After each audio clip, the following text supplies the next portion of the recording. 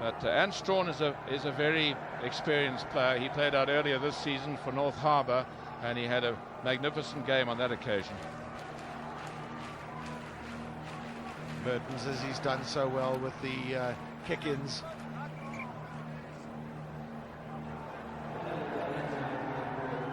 Critical last period of this match, just 13 minutes left, both teams locked at 9-all. That's Ant Strawn, also a man of vast experience.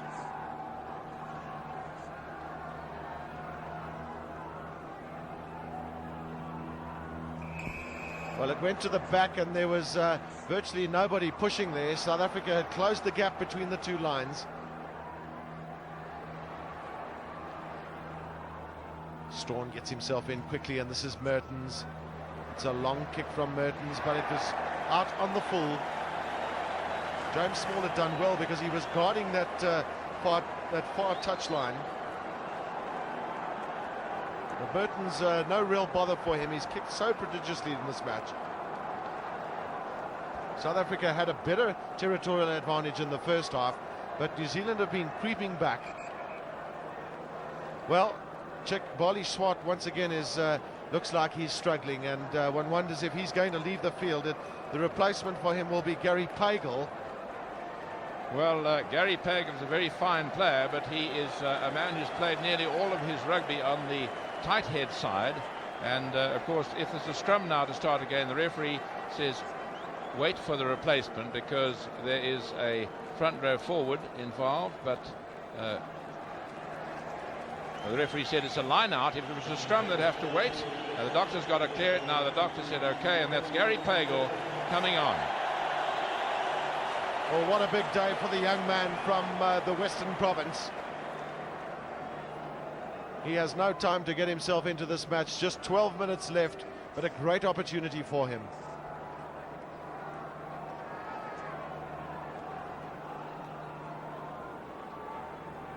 Chris Rousseau looking for Cobus Visser, but New Zealand come away with it. Mertens again with a massive punt downfield. Now Joubert, he's outside his goal line, so was forced into kicking. Well, New Zealand no doubt will want to play down in the South African half and negate or try and get South Africa to make a mistake. Another penalty goal could well seal this match, although there's a full 11 minutes left. And of course, Gavin, if it's a draw at full time, there's another 10 minutes each way, and one wonders which side that will favour. South Africa at altitude, but of course New Zealand have played very well in a number of games at altitude, so they're both extremely fit sides. Tap down from the back, this is Ant Strawn. That ball was in skew, although Ant Strawn doesn't necessarily agree with it.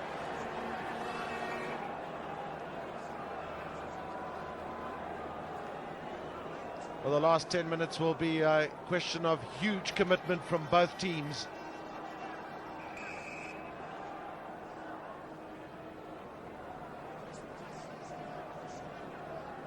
Gary Pagel, big job for him in these last 10 minutes to keep that South African scrum steady.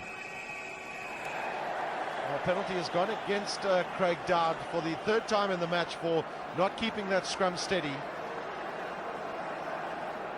And Craig Dowd trying to exert his authority over the new man who's come on, knowing he's playing slightly out of position, and the referee, having warned them once, gave the penalty on the second occasion. Joel Stransky has had a quite superb match for his country today. His probing tactical kicks and those long punts downfield have been the match of Andrew Mertens.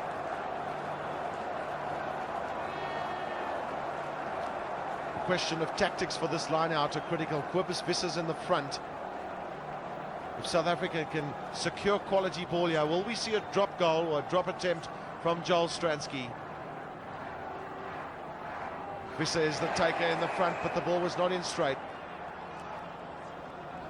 So that's the second line out in a row when the throw hasn't been straight. Firstly from Fitzpatrick and secondly from Chris Rousseau. Strawn, he's got a long pass as Ant Strawn, but he's not going to find touch. Joubert stays out of his 22. One would have thought he might have gone back in to give himself a better angle with a pass. This is Osborne looking to open up.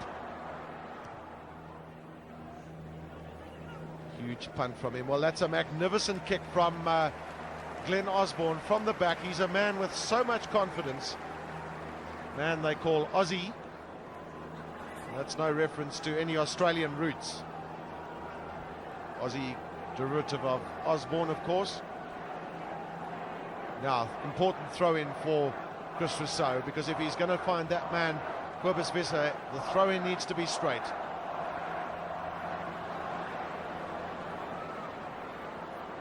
Switch to Jonah Lomu. The big man has been quiet in this match, and that's credit to South Africa's organised defence. Bishop. Back foot is Joubert. Will the bounce favour New Zealand? Yes, it does. Well, Chickle, this will be the greatest test of the line-outs for South Africa in this match. They certainly are hard at it, and this is particularly difficult. To beat it from your own line, you've got to get possession. You can't afford a mistake, and the All Blacks will be swarming through on Joel Stransky at the back. Well, South Africa have put Mark Andrews in the front. He's very explosive. No doubt it'll go to Andrews in the front, although Hannes Strydom is standing back. Big test for Chris Rousseau. Looks for Andrews and finds him.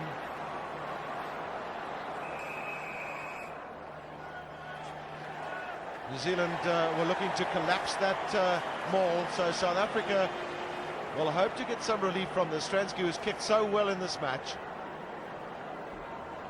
Yes, the law says you cannot pull them all down, and South Africa going quite well, but he hasn't found touch. Osborne. Big punt downfield from Osborne. That's off the upright. Now this is dangerous. Can South Africa regroup themselves?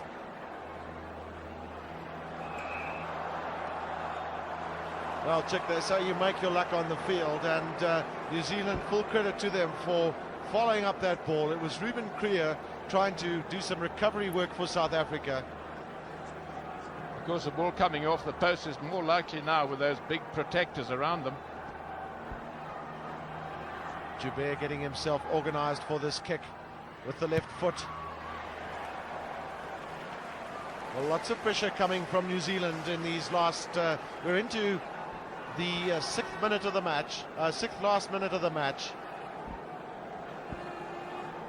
5.5 minutes to go on our stopwatch, and of course if it's a draw at full time, as we said earlier, it will be a full 10 minutes each way after they get a break of 5 minutes to change ends.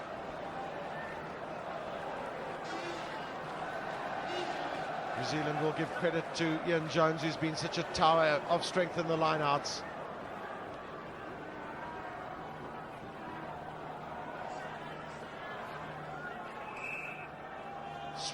Strawn waiting for it, but New Zealand gained impetus from that catch.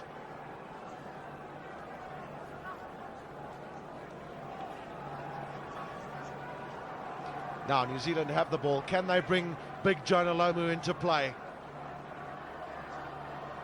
Or will it be Osborne on the outside? Mark Ellis, who hasn't really had a run in this match yet. Mertens. The switch to Walter Little, and this is Jonah Lomu. Lomu, the big man's off. 3-4 South Africans are into him as Josh Kronfeld's pass goes wide.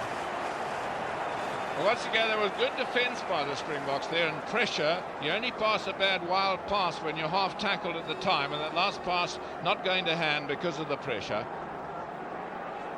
Well, the difference between South Africa's defence and England's last weekend is that South Africa have got up quicker onto the big man and stopped him from getting into those bullocking runs.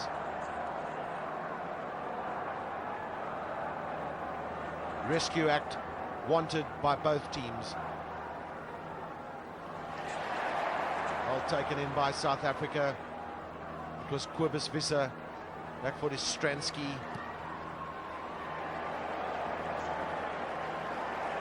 Well, Stransky's kicks have been very accurate during this match, although he didn't gain the sort of distance he would have wanted with that one.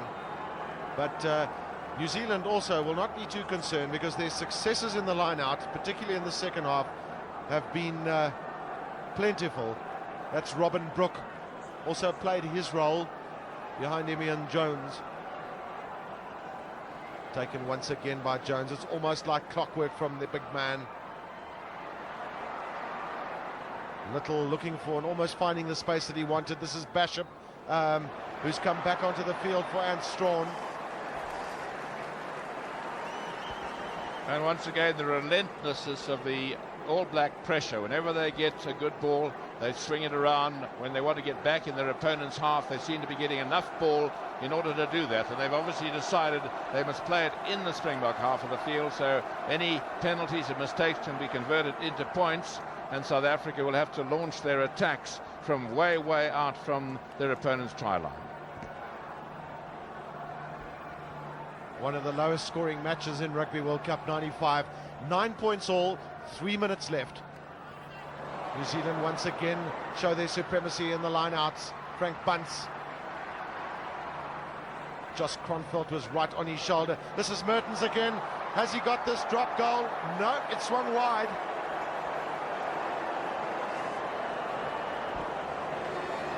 Well, he won't be pleased about that. He got the one drop goal, but he's missed 3, and that was a good ball from the ruck. He would, of course, been a hero if it had gone over. Here he is again with it, and it seemed to slice off the side of his boot and missed by quite a big margin. Stransky once again looking for the deep kick, get into the New Zealand half. Osborne, long kick by Osborne, but that's also just gone too far. Well, Stransky did well because he was almost forced into having to catch that ball. That's rather like leaving a shot at tennis. You don't know whether it's going to clip the baseline or not, and that one I think landed on the line, which of course means that it was out on the floor. So possession, All Blacks in the second half, having had just the better, 52 against 48%. That's largely due to their successes in the line-outs. Big jump from Andrews at the back, but Hannes Strydom can't control.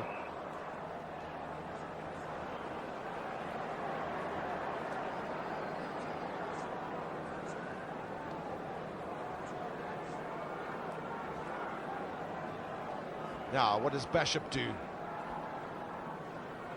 He's got to get the ball first from Zinzan Brook at the back. Mertens.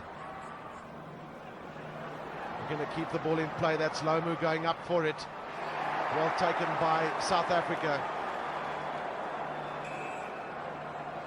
That was good play by James Small for South Africa. Went up for it and took it in the face of the big man. And the chances of extra time getting greater and greater. By our stopwatch here, there is about 5 seconds of ordinary time left. Joubert will be the man to kick for South Africa, no doubt. Just make sure that it's a long way downfield. This is Osborne, and the bounce is favourable for South Africa. Osborne keeps it in. This is Chester Williams. Well, Osborne might have been guilty of just not letting that ball go out, because South Africa, well, they don't have the advantage of the put in at the line out, although it seemed like that was the case, but they have the opportunity of this great attack, and Chester Williams following up well on that ball. A huge punt from Andre Joubert. A really lucky bounce might have let him in, but the bounce went the way of the All Blacks into touch.